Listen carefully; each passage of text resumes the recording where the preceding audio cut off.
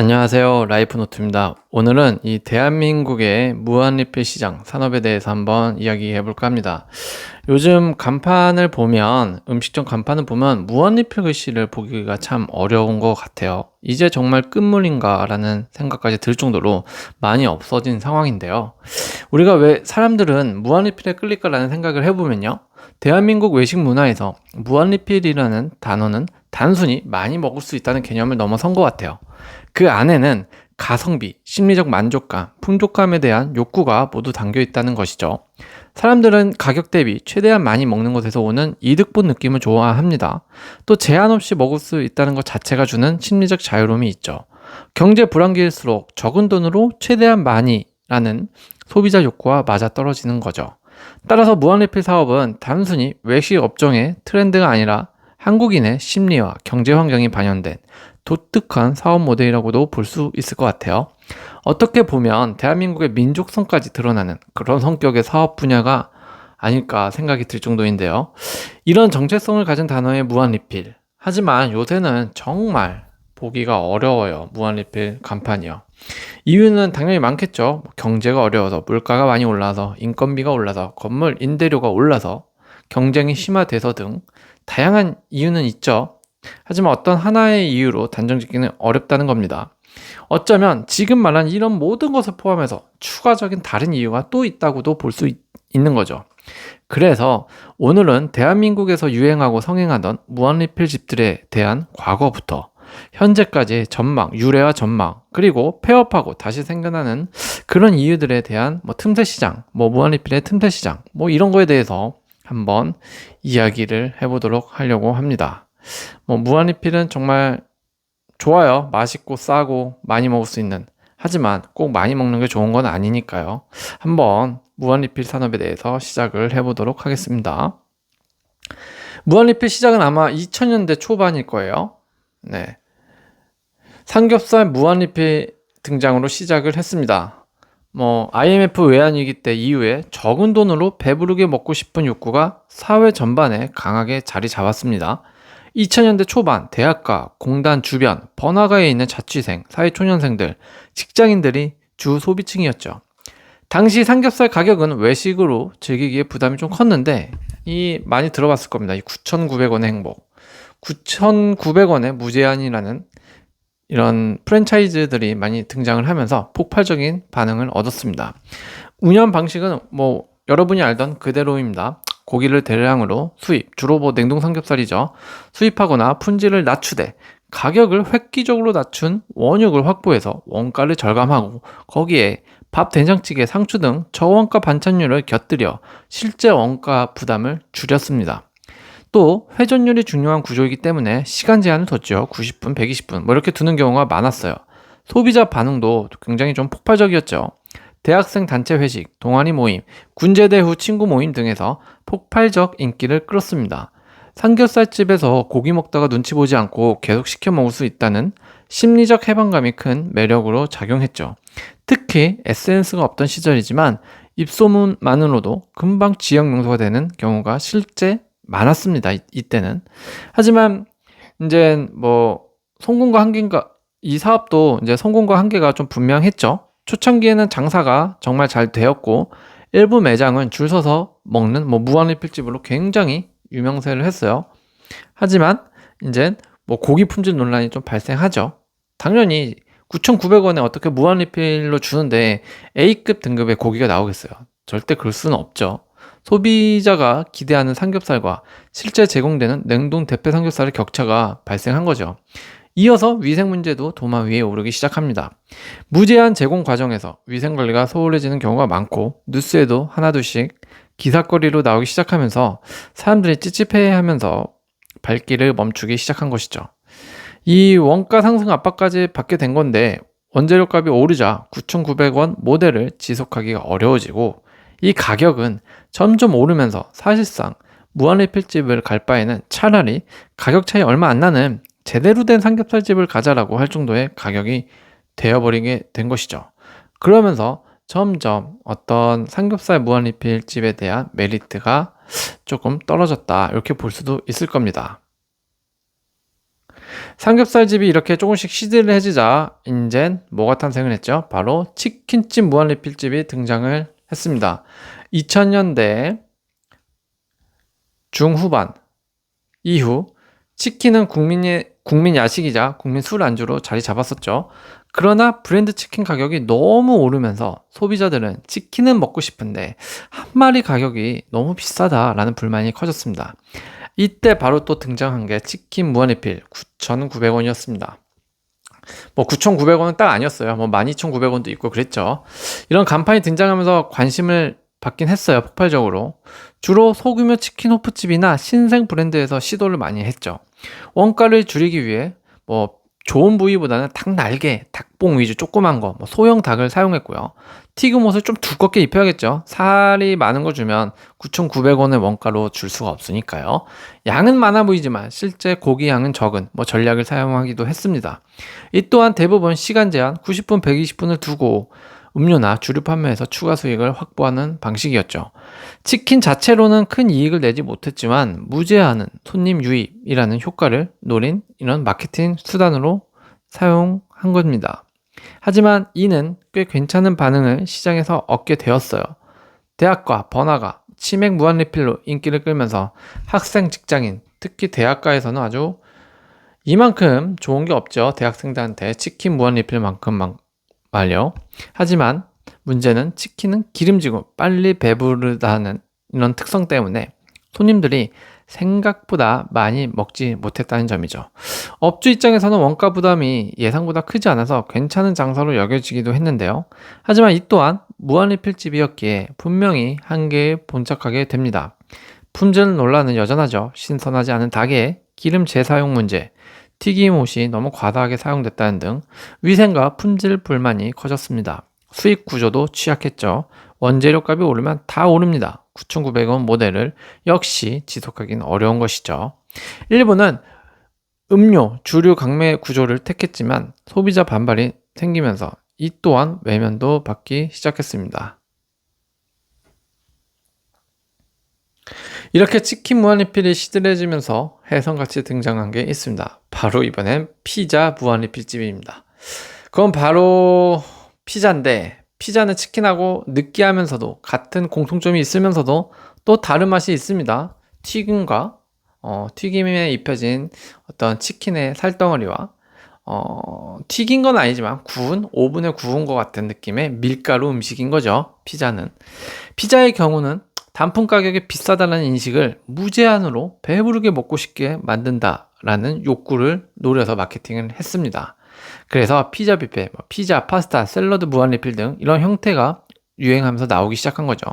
대표적으로 알고 있는 미스터 피자 뷔페, 피자몰 같은 브랜드가 전국적으로 확산되었죠. 운영 방식은 일정 금액 10,000원에서 15,000원만 내면 피자와 파스타, 샐러드 바까지 무제한으로 제공이 되는 형태였습니다. 피자는 탄수화물, 치즈가 주 재료라 원가율이 낮죠. 그리고 금방 배부르게 만든다는 장점이 있어요. 그러니까 업주 입장에서는 얼마 먹지 못하고 사람들이 가니까 꽤 비싼 돈으로 조금의 양을 내주는 격이 된 거죠. 그러니까 큰 손해 없이 무제한 운영이 가능한 겁니다. 샐러드바, 피자, 파스타 조합이 가족 단위 손님에게도 인기를 끌면서 주말마다 만석의 행렬이 이어졌죠.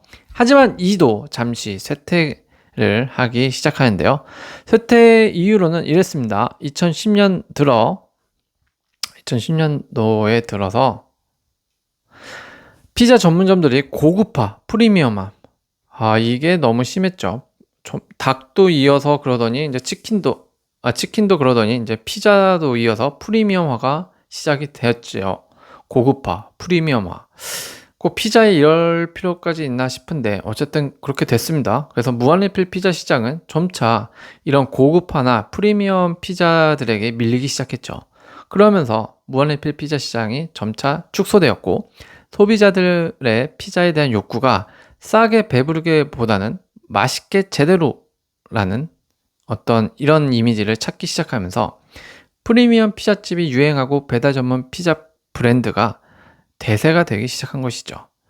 그러니까 현재는 전부 없어진 건 아닌데 일부 쇼핑몰 아울렛 내에만 피자 뷔페 형태가 조금 남아있는 정도입니다.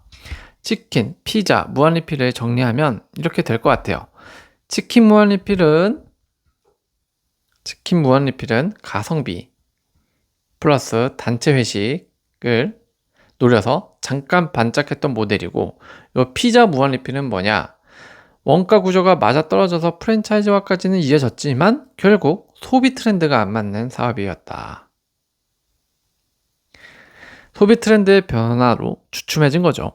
두 모델은 모두 무한리필 사업이 가진 명확한 장점, 손님이 유입되고 가성비 마케팅, 그리고 한계를 잘 보여주는 사례라고 볼 수 있을 겁니다. 말은 무한리필이지만 정말 다시 한번 자영업의 세계는 어렵고 심오한 게 아닌가 싶네요. 둘 다 참 대한민국 국민이라면 싫어할 수 없는 음식인데 말이죠.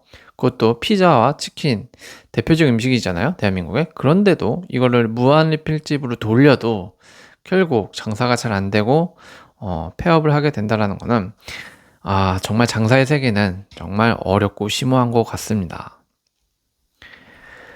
2010년대는 고기 전문점 무한리필의 정성기 시대라고 해도 과언이 아닙니다. 이제 치킨, 피자에 이어서 드디어 제대로 된 무한리필집이 나타나기 시작했죠. 2010년대 초반 경기 침체 속에서 외식업계는 가성비 경쟁이 치열했습니다. 삼겹살 무한리필에서 시작된 흐름이 소고기, 돼지고기, 양념육까지 확장되면서 본격적인 고기 무한리필 정성기가 열린 것이죠.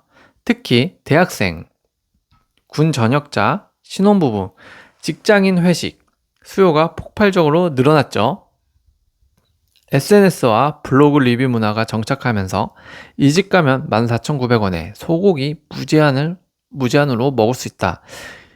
이런 글들이 빠르게 퍼진 거죠. 이렇게 마케팅이 심해지고 경쟁이 치열해지면서 각종 기업들의 무한리필 브랜드와도 눈길을 끌기 시작했습니다. 여러분들이 많이 알고 있는 게 많죠. 브랜드 고기천국, 고기 굽는 사람들, 그리고 무한정육점, 스시 뷔페 쿠쿠도 고기를 파니까요. 샤브샤브, 스시, 고기 다 합쳐서 팔죠.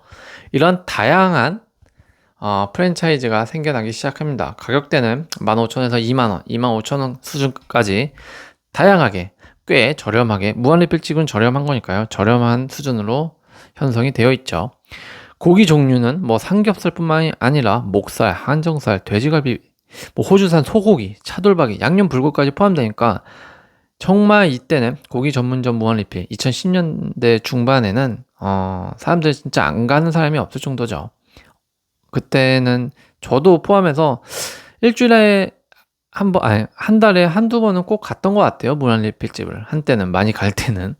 어쨌든 하지만 운영 방식은 똑같았습니다. 대부분 90분, 120분. 왜냐하면 무한리필이라는 집이 계속 앉아있게 하면 6시간씩 먹게 할 수는 없잖아요. 시간을 둬야 되기 때문에 결국 똑같이 시간 제한을 두는 건 마찬가지인 것 같아요. 그래서 이제 회전율을 확보하는 거죠. 주류 음료는 별도 판매로 이익 창출하는 방식이었고, 셀프바 운영은 필요했죠. 거기다가 이제 밥, 김치, 채소, 소스, 국물 요리는 셀프 코너에 두어서 인건비 절감 효과까지 챙겨갑니다. 소비자 반응도 폭발적이고, 사실 일부 브랜드는 아직도 사람들이 포화 상태인 점도 있어요. 대학가 같은 경우에는 회식하면 무조건 고기 무한리필이라는 공식이 생길 정도였고, 가족 단위로는 주말마다 부모가 아이들을 데리고 와서 고기 실컷 먹이고 싶다는 심리가 맞아떨어졌습니다. MZ세대 같은 경우 인스타그램, 페이스북에 고기 산더미 같이 올린 사진들을 올리면서 자연스럽게 가게들이 홍보 효과가 발생을 한 거죠. 특히 고기 무한리필집은 데이트, 소개팅보다는 친구, 단체 모임에 최적화된 공간으로 인식이 많이 되었던 것 같아요. 2010년대 고깃집 무한리필 사업의 성공은 기존의 삼겹살 무한리필하고는 조금 다른 분위기였습니다. 이전과 다른 성공 요인을 뽑으라고 한다면 한 이렇게 3가지 정도가 될 것 같은데요.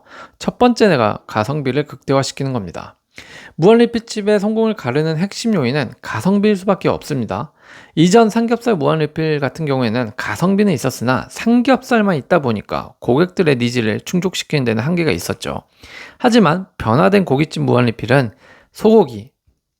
소고기랑 돼지고기 플러스 알파, 딴 것까지 국수도 팔고 국물도 팔고 반찬도 있고 냉면도 있고 다 하죠. 같이 먹을 수 있는 아주 가격 대비, 저렴한 가격 대비 심리적 만족감을 업그레이드 시켜준 것입니다. 가격은 2만원 안팎으로 조금 올렸지만 배부름과 입맛의 즐거움을 모두 제공했던 거죠.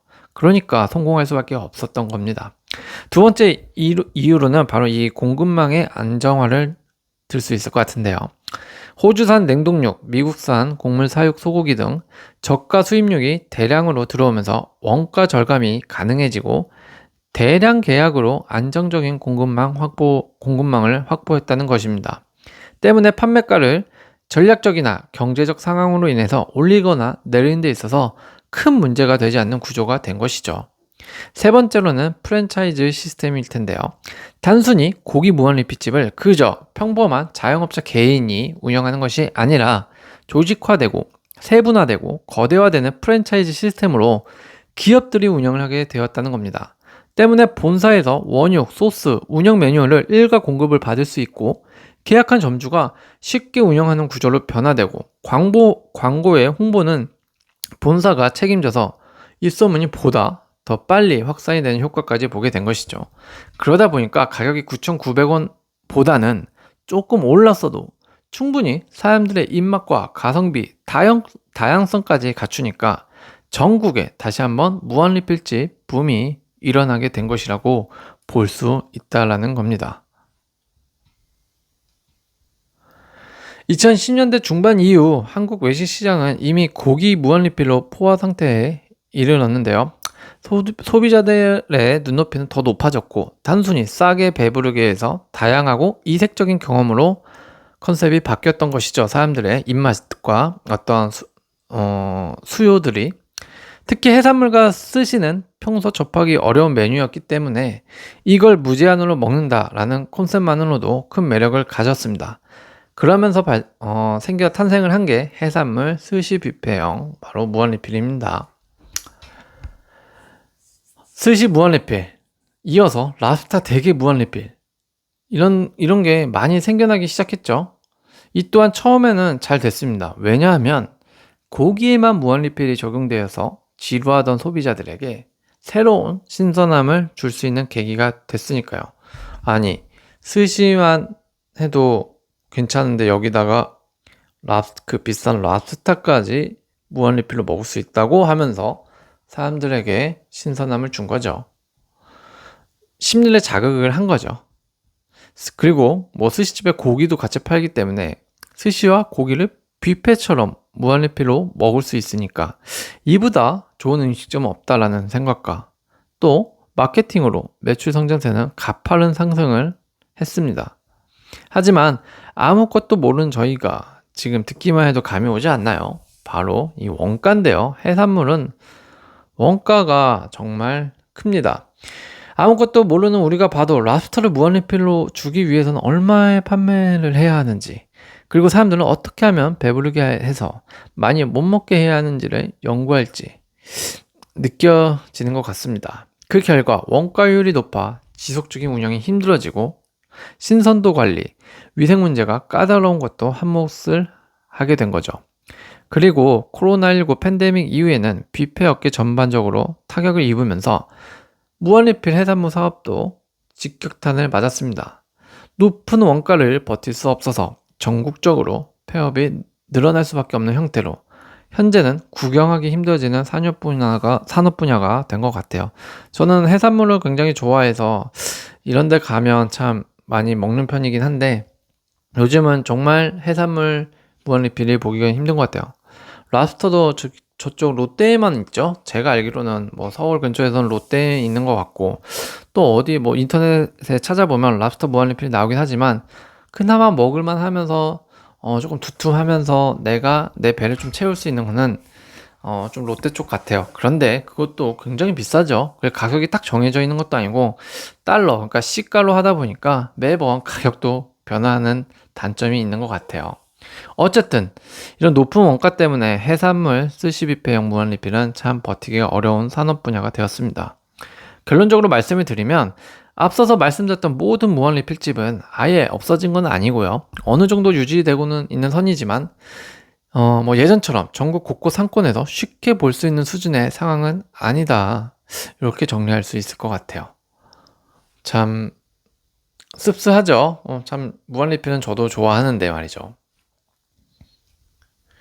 그럼 해외 같은 경우는 어떨까? 이걸 좀 알아볼 필요가 있을 텐데요. 일단 일본인데요.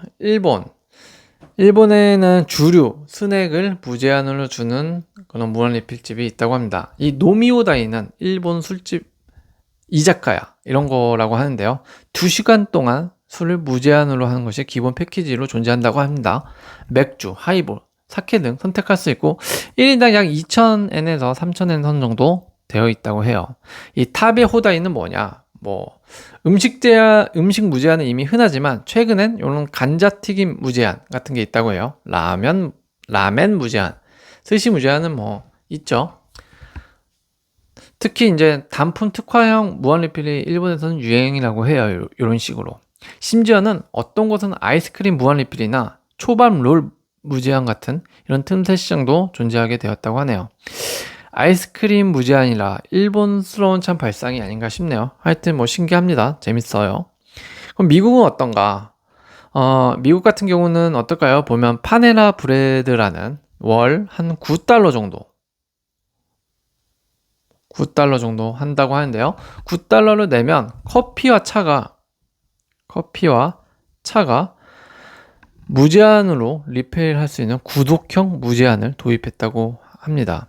참 신기하죠? 이게 무슨 돈이 되겠어 라고 할 수도 있을 텐데요. 하지만 생각해보면 우리도 매일같이 아침 출근길에 커피 한 잔씩 사 먹는 분들이 계시잖아요. 제가 그렇습니다. 제가 매번 아침에 나갈 때마다 저가 커피에서 한 2,000원씩 주고 먹습니다. 근데 이게 한 달이면 9불 가까이 돼요. 다만 저는 한 잔을 먹는 거지만 무제한으로 먹을 수 있다면 사람마다 조금 다르게 9불이 느껴질 것 같습니다. 그리고 올리브 가든이라는 곳이 있다고 하는데요. 여기는 파스타 무제한. 이거는 국내에도 흔하죠. 빵 스틱이나 샐러드도 무제한으로 먹을 수 있고, 이게 시즌마다 좀 크게 기획돼서 바뀐다고 해요. 어쨌든 화제가 한번 되었다고 하는데, 일부 스테이크하우스에서는 랍스터 테일 무제한 같은 럭셔리형 이벤트를 하기도 한다고 합니다. 이 부분은 딱히 한국이랑 다른 것 같지 않아서 새롭지는 않네요. 어쨌든 구독식으로, 이런 구독형으로 9불을 내면 커피와 차를 무제한으로 먹을 수 있다. 이거는 한 가지 아이디어도 되는 것 같습니다. 태국, 베트남, 이런 동남아시아는 어떨까요? 참 과일의 나라죠. 이런 망고 무제한, 두리안 무제한이 있다고 하는데요. 실제로 존재합니다. 현지 과일이 저렴하고 생산량이 많기 때문에 가능한 모델이죠. 관광객들에게 특히 인기가 많고요. 필리핀의 일부 리조트에는 이거를 앞세워서 여기에다가 해산물 무제한을 전면에 내세워 마케팅까지 한다고 하네요. 특히 대한민국에서는 베트남 여행을 많이 가니까 여러분들도 방문하게 되면 망고 무제한집 한번 방문해 보시길 바랍니다. 저도 좀 궁금하긴 하네요. 자, 해외 나라의 무한리필 시장도 일부는 독특한 부분도 있으나 대부분은 현재 국내에 들어와 있는 무한리필과는 별 차이 없는 것으로 느껴지긴 합니다. 정리하자면 이런 것 같아요. 일본은 약간 시간을 두고 술을 마음껏 먹을 수 있는 이런 무제한이 좀 많은 것 같고요. 무한리필이. 미국 같은 경우는 구독형이 많은 것 같아요. 딱 얼마나 내면 정액제죠. 사실 쉽게 말하면 구독이 얼마나 내고 그 얼마 동안 낸 만큼의 마음껏 무제한으로 커피나 차 이런 걸 먹을 수 있다. 이런 구독형이 무한리필에 좀 인기를 끄는 것 같고, 동남아는 과일 무제한으로 있는 것 같아요. 이렇게 나라마다 소비 문화와 식자재 특징에 따라서 무한리필이 진화하는 방식이 좀 다르다라는 점이 흥미롭기는 합니다. 그러면 해외에서 시행되고 있는 무한리필집들도 하나의 아이디어가 될 수도 있을 것 같아요. 이걸 아이디어 삼아서 앞으로 새롭게 들어올 무한리필 분야는 뭐가 있을까라는 것도 좀 추측을 해볼 수 있을 것 같아요. 먼저 생길 수 있는 게 디저트 무한리필일 것 같아요. 마카롱, 케이크, 젤라또 같은 디저트를 무제한 제공하는 컨셉의 가게인 거죠. 실제 일부 카페에서는 케이크 뷔페가 SNS에서 큰 화제가 된 적이 있습니다. 당 충족 욕구를 해소하고 여기에 SNS 인증샷 수요가 결합되면 충분히 시장성이 있다고 생각이 됩니다. 누가 먼저 할지 이 시장을 선점할지 조금 궁금해지기도 합니다. 또 하나는 음료, 주류 무제한이 생기지 않을까 싶은데요. 뭐 일본처럼 말이죠. 실제로 일본에서 유행 중인 무제한 하이볼 이런 시스템이 한국에도 도입이 되고 있다라고 하는데요. 저는 아직 못 봤습니다. 네. 맥주, 와인 무제한은 이미 일부 매장에서 운영 중이고요. 단 주류 관련 규제가 있어서 운영 방식에 제한이 따르긴 하는 상황이라고 합니다. 마지막으로는 미국처럼 이런 구독형 무한리필이 생길 것 같은데요. 이건 제가 생각할 때는 무한리필 분야에서 제일 우리나라에서 할 때 큰 소득이 있지 않을까라는 생각이 듭니다. 월 정액 뭐 3만원에서 5만원 내고 한 달 동안 커피 무제한, 치킨 주 2회 동안 어떻게 먹어도 무제한 이렇게 해버리면 점주도 한 번에 좀 목돈이 돌아서 조금 자금의 여유도 생길 수 있을 것 같고요. 이용하는 소비자들도 더 많은 가성비를 누릴 수 있어서 좋을 거라고 저는 생각이 됩니다. 단 뭐 그 그 음식을 좋아하는 소비자여야겠죠. 물론 이것 또한 악이용하는 사람들도 있을 것 같은데 이건 조금 뭐 쿠폰이나 시스템을 디테일하게 구조를 만들어 버리면 충분히 커버가 가능하지 않을까라는 생각은 듭니다. 그래서 뭐 우리나라에도 이제 계속 어차피 산업은 진화하니까 사업은 이런 구독형 무한리필의 비즈니스가 어떤 식으로 변화되어서 들어올지 조금 주목해 볼 만할 것 같아요. 무한리필은 정말 끝나지 않은 진화 사업이죠. 앞서서 무한리필 사업들에서 알아봤는데요. 이렇게 앞선 비즈니스 모델만 보더라도 무한리필은 단순히 많이 먹는 문화가 아니라 소비자의 심리적 만족감과 시대적 니즈가 반영된 비즈니스 모델이라는 것을 다시 한번 느낍니다. 과거 삼겹살 무한리필에서 시작된 이 흐름은 지금은 스시, 곱창, 디저트, 주류까지 확장되었고 앞으로는 구독형 무한리필, 라이프스타일 무한리필로 진화할 것이라고 봅니다. 무한리필은 한국에서 단순한 유행이 아니라 가성비와 심리적 자유를 추구하는 소비자 욕구가 존재하는 한 끝나지 않는 진화의 무대로 남을 것이다 라는 거죠.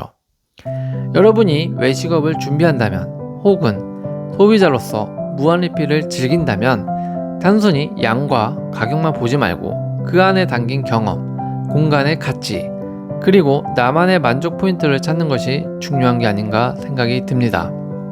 왜냐하면 결국 무한리필은 무제한이 아니라 무한한 만족감을 파는 사업이기 때문에 그렇습니다. 그리고 사실 음식점 무한리필이 좋지도 않습니다. 맵고 짜고 자극이 강한 음식들을 한 접시도 아니고 여러 번 떠서 계속 무제한으로 먹는다면 우리 건강에는 무척 안 좋아 보이죠. 건강을 위해서라도 우리 모두 소식하고 적당히 먹으면서 살아가길 바라겠습니다. 오늘도 시청해주셔서 감사합니다.